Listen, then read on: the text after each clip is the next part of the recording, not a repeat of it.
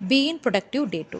So இந்த டே 2ல வந்து உங்களுக்கு வீடியோ எப்படி ஸ்டார்ட் ஆகுதுன்னா மீல் பிளானில் என் மீல் பிளான் ஃபேன்சியாக இருக்காது, ஜஸ்ட் சிம்பிளாக இருக்கும். அதில் வந்து ஃபைபர் இருக்கா ப்ரோட்டீன் இருக்கா அதை மட்டும் தான் நான் என்ஷூர் பண்ணிப்பேன். அண்ட் தென் பார்த்தீங்கன்னா இன்னையோட டூ டூ லிஸ்ட்டு என்னென்ன ஒர்க் பண்ணணும் அப்படின்னு நான் எழுதி வச்சுப்பேன். அந்த ஒர்க் எப்படி எழுதுவேன்னா அச்சீவ் பண்ணுற மாதிரி எழுதுவேன். ஸோ செலினியமில் ஒரு டாபிக்னா அந்த ஒரு டாப்பிக்கை மட்டும் ஒரு ½ அன் ஹவர் எடுக்கிற டாப்பிக்கை மட்டும் ரீட் பண்ணி லேர்ன் பண்ணிப்பேன்.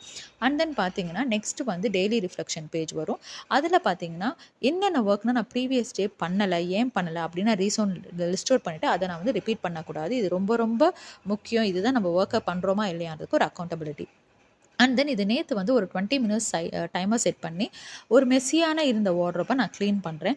இப்போ வந்து 20 மினிட்ஸ் டைமர் முடிஞ்சதுக்கப்புறம் நான் back to some other work பண்ணுவேன். ஸோ தட் ஒரு பர்டிகுலர் டாஸ்க்கே ரொம்ப நேரம் எடுக்காது.